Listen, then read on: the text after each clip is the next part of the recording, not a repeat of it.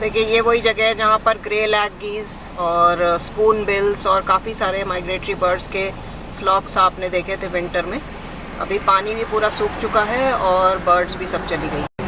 ये देखिए water hyacinth वाली जगह है और यहाँ के जो नॉर्मल इन्हेबिटेंट्स हैं वो है यहाँ पर, इसमें कि ये पर्पल हेरन है, ये सामने ही बैठा है, और कॉर्मोरेंट्स यूजुअल जैसे बैठे होते हैं। स्वैम्प हैन यहाँ पर हमेशा रहती हैं, काफ़ी ज़्यादा नंबर में रहती हैं। इधर एक स्वैम्प हैन जो है यहीं पर अभी मैंने देखा उड़ के आई है, और कॉर्मोरेंट्स एज़ यूजुअल पेड़ों पर बैठे हुए हैं। तो इस जगह पर तो हमेशा क्योंकि ये वाटर हाइसिंथ रहती है, लेकिन अभी जैसे जैसे गर्मी बढ़ेगी यहाँ पर एक दो शायद शोवेलर्स भी हैं। ये देखिए ये नहीं, ये वो है, ये गार्गनी है, ये गार्गनी है। मैंने बोला था इनके फेस पे मार्किंग होती है, देखिए ये ऐसी मार्किंग होती है ना, तो गार्गनी होती है। ये मेल है गार्गनी की। चलिए एक अच्छी साइटिंग हुई। बाकी लौटते समय भी जब मैं लौटूंगी 3-4 दिन बाद, तब भी दोपहर के टाइम ही वापस आऊँगी, तो मुझे लगता नहीं है कि ज़्यादा कुछ मिलेगा शूट करने के लिए, लेकिन ये अच्छा दिख गया। इस जगह पर गर्मियों में जलकुंभी रहेगी, लेकिन जैसे जैसे बहुत ज़्यादा गर्मी पड़ती है तो ये भी सूख जाता है। हालांकि ये वीड है वाटर हाइसिंथ, और वीड्स जो है वो काफ़ी रेजिस्टेंट होते हैं। देखिए कॉमन मोअर हेन है तो, लेकिन फिर भी ये भी सूख जाती है। लेकिन यहाँ के जो नॉर्मल इन्हेबिटेंट्स हैं, रेजिडेंट बर्ड्स हैं, वो तो फिर भी रहती ही हैं, जिसमें कि स्वैम्प हैन, मोअर हैन है, यहाँ पे एशियन पाइट स्टारलिंग्स का भी घोंसला है, और ये ग्रे हेरन, पर्पल हेरन, ये सब यहाँ पर हमेशा बने रहते हैं। दोस्तों ये देखिए गेहूँ तैयार है बिल्कुल कटाई के लिए, और आज है बैसाखी 13 अप्रैल, और रास्ते में मैंने बड़ी बड़ी मशीन्स देखी, थ्रेशिंग मशीन्स जो होती हैं वो हार्वेस्ट के टाइम पे यहाँ पे लगाई जाती हैं, और उसके बाद फिर ये पूरा जो गेहूँ हार्वेस्ट होता है वो ट्रैक्टर्स के ऊपर बड़े बड़े गट्ठर बनाए जाते हैं, और उससे ये फिर ट्रांसपोर्ट किया जाता है। तो इसके साथ ही जो है आज सूर्य संक्रांति भी है, मतलब कि सूर्य देव जो है अपनी उच्च की राशि मेष में पहुंच गए हैं। तो इस साल के मंत्री भी वही हैं, राजा भी वही हैं।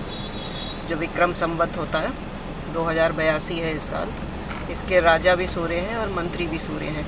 तो आज से सूर्य 1 महीने के लिए उच्च के हो गए हैं। अब 14 या 15 मई को ये वृषभ राशि में जाएंगे, तो 1 महीने अपने उच्च का फल देंगे, मतलब ज़बरदस्त गर्मी करेंगे। तो अब आज जा रही हूँ टीगल टोल प्लाज़ा की तरफ, काफ़ी दिनों बाद, लगभग 2 हफ्ते हो गए हैं।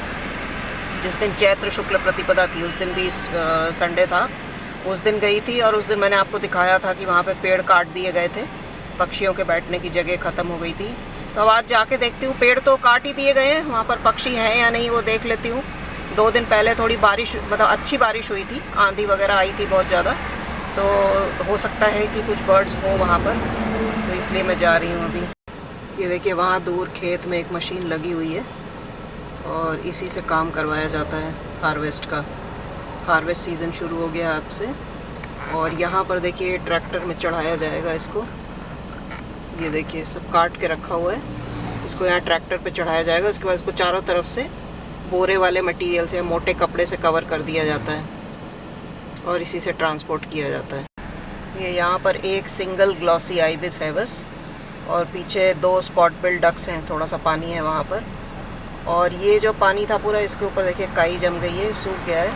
मुझे लग रहा है इस जगह को भरने का काम शुरू करने वाले हैं, क्योंकि पेड़ कटवा दिए हैं ना, हो सकता है प्लॉट किसी ने ले लिया हो, और यहाँ पे वो फिर अपने हिसाब से कुछ बनवाना चाह रहे हो। तो देखिए इसी तरह से फिर हैबिटेट लॉस होता है।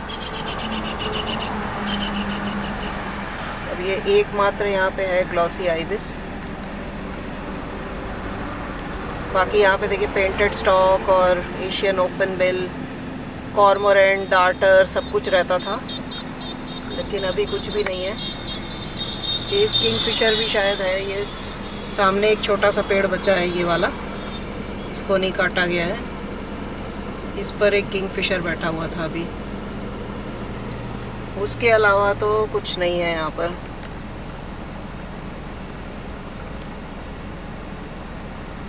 ठीक है, अब अगर ज़मीन किसी ने ख़रीदी है तो वो तो अपने हिसाब से उसको डेवलप करेगा ही।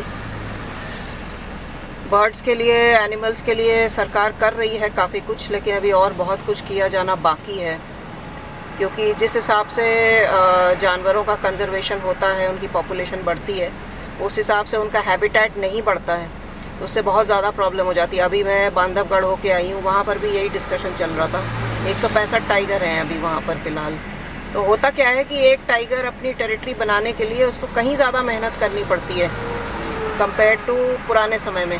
पहले इतनी दिक्कत नहीं होती थी, और जब एक टेरिटरी में कई टाइगर हो जाते हैं तो उसमें फिर स्ट्रगल शुरू हो जाता है। जो डोमिनेंट होता है वो दूसरे को आने नहीं देता। जो यंग टाइगर्स हैं, सपोज़ एक टेरिटरी है मेल की जिसके अंदर 4 फीमेल्स हैं, उन फीमेल्स के बच्चे भी होंगे। उन बच्चों में से जो मेल बच्चे हैं उनको अपनी टेरिटरी बनाने में बहुत ज़्यादा दिक्कत होती है। फीमेल्स तो वहीं माँ के आसपास टेरिटरी बना लेती हैं, फीमेल के साथ झड़प होती है, लेकिन फिर भी माँ जो है वो कई बार अपनी टेरिटरी का कुछ हिस्सा अपनी फीमेल कप्स को दे देती है, लेकिन मेल कप्स को वहाँ से भगा दिया जाता है, और जो डोमिनेंट मेल है वो भी अपने मेल बच्चों को वहाँ पर बर्दाश्त नहीं करेगा, वो उनको बाहर ही निकालना चाहता है। तो वो वहाँ से निकलकर वो किसी और जगह अपनी टेरिटरी बनाने की कोशिश करता है, वहाँ पर भी कोई ना कोई डोमिनेंट टाइगर होगा तो वो उसको नहीं बनाने देगा। तो ये दिक्कतें, खैर टाइगर तो बड़ा एनिमल है तो उसके लिए ज़्यादा बड़ी प्रॉब्लम्स हैं। बर्ड्स को इतनी प्रॉब्लम नहीं होती है, लेकिन इनके भी एरियाज़ होते हैं, इनको भी खाने के लिए सफिशेंट वो चाहिए, सेफ्टी चाहिए, मेटिंग के लिए जगह चाहिए, नेस्टिंग के लिए, ब्रीडिंग के लिए। तो ये सारी दिक्कतें बर्ड्स की भी लाइफ में हैं, तो उसके लिए कुछ ना कुछ तो करना पड़ेगा। ये वो पुराना नेस्ट है वुलिनेक स्टॉक का, ये तो टूट फूट गया है, इसको ठीक करना पड़ेगा अगर इसको इस साल भी ये लोग यूज़ करना चाहते हैं तो। और यहाँ पर ये ब्लैक काइट्स हैं, ये स्टॉक नहीं है, ये ब्लैक काइट है। एक और बैठा हुआ था अभी। अभी ये रोड के ऑपोजिट साइड में यहाँ पे ग्रे हेरन, ब्लैक विंग स्टिल्ट है और लैपविंग्स हैं। ये पीछे वाली ब्लैक विंग स्टिल्ट है, और यहाँ पर कुछ डक्स हैं।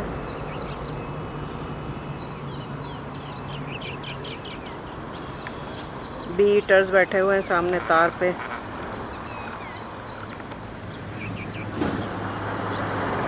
माइग्रेटरी बर्ड्स तो सब चली गई हैं, बस ये ब्लैक विंग स्टिल्ट्स को छोड़कर। ब्लैक विंग स्टिल्ट्स विंटर में ज़्यादा नंबर में दिखती हैं, लेकिन थोड़ी बहुत यहीं पे रुक जाती हैं बाद में और यहीं ब्रीडिंग अपना कर लेती हैं। यहाँ पर आज केवल एक लैपविंग घूम रही है, वो स्वैम्प हैन वगैरह, आइबिस, वो सब आज नहीं दिखाई दे रहे। हालांकि होंगे आसपास ही, क्योंकि पानी तो अभी है यहाँ पर। केवल ये लैपविंग है यहाँ पे।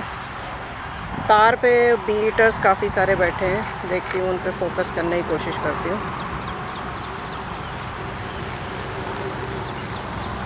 ये बी ईटर एक बैठा हुआ है, ये देखिए।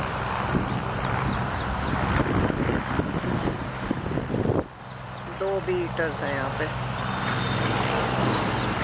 हवा में उड़ते हैं, फिर कीड़ा पकड़ते हैं और फिर आके बैठ जाते हैं अपनी जगह पे। दोस्तों किसी काम से गुड़गांव जा रही थी और अभी डीगल टोल प्लाज़ा क्रॉस करके उसके आगे आई हूँ। तो डीगल टोल प्लाज़ा के पहले तो आपको पता ही है कि जो पेड़ वगैरह थे वो काट दिए गए हैं। वहाँ पर एक छोटा सा तालाब होता था जहाँ पर पक्षी काफ़ी सारे मिलते थे। पेंटेड स्टॉक वगैरह वो आज नहीं थे, पहले भी नहीं थे। और अभी यहाँ पर एक सारस का पेड़ दिख रहा है, देखिए। ये डीगल वेटलैंड्स हैं प्रॉपर, जहाँ पर विंटर में सारे माइग्रेटरी बर्ड्स थे।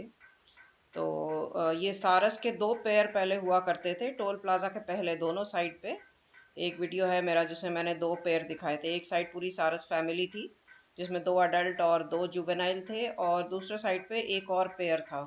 तो मुझे लगता है उन्हीं दोनों पेयर्स में से एक पेयर है जो अब टोल प्लाज़ा के इस तरफ आ गया है, और यहाँ पे आप देख पा रहे हैं वो सारस क्रेन का पेयर। तो अब देखिए धीरे धीरे यही समर में जैसे जैसे पानी सूखता जाएगा, जब तक बारिश नहीं आएगी तब तक लोकल बर्ड्स दिखेंगी, लेकिन हैबिटेट लॉस से सफ़र कर रहे हैं लोकल बर्ड्स भी। जो थोड़ा बहुत जो पेड़ हैं, थोड़ा बहुत पानी के तालाब हैं, अगर वो भी हम इनसे छीन लेंगे तो फिर ये सरवाइव कैसे करेंगे। तो ये सोचने वाली बात है। सब कुछ जो है गवर्नमेंट बड़े लेवल पे नहीं कर सकती है, लोकल लेवल पे भी, विलेज लेवल पे, टाउन लेवल पे, सिटी लेवल पे, हर लेवल पे काम करने की ज़रूरत है। और इसके लिए हम खुद भी इनिशिएटिव ले सकते हैं। जो उस जगह के लोग हैं, मैं यहाँ के लोगों के लाइफ में तो इंटरफियर नहीं कर सकती। अपने वीडियो के माध्यम से मैं सजेशन दे सकती हूँ कि जो यहाँ के लोग हैं, अगर उन्हें लगता है कि पक्षियों का संरक्षण होना चाहिए, कंजर्वेशन होना चाहिए, उनको भी रहने का और ढंग से जीने का अधिकार होना चाहिए। तो वो थोड़ा जो है अपने गांव के आसपास जो भी वेटलैंड्स हैं या जो भी जगह हैं जहाँ पर पक्षी सुस्ताने के लिए आते हैं या रुकते हैं, रहते हैं वहाँ पर, तो उसको ठीक करने के लिए वो कुछ तो कर सकते हैं, मुझे लगता है। तो आज का व्लॉग यहीं ख़त्म करती हूँ, और अगर आपको मेरे वीडियोस पसंद आते हैं तो चैनल को सब्सक्राइब कर लीजिए, नोटिफिकेशन बेल को दबा दीजिए जिससे कि नए वीडियोस आएँ तो आपको वो वीडियोस मिले। उम्मीद है कि आपको इससे पहले वाली बांधवगढ़ सीरीज़ जो मैंने डाली थी वो पसंद आई होगी। आप लोगों के कमेंट्स आए थे वीडियोज़ पे। तो चैनल को देखते रहिए और शेयर और सब्सक्राइब ज़रूर कीजिए।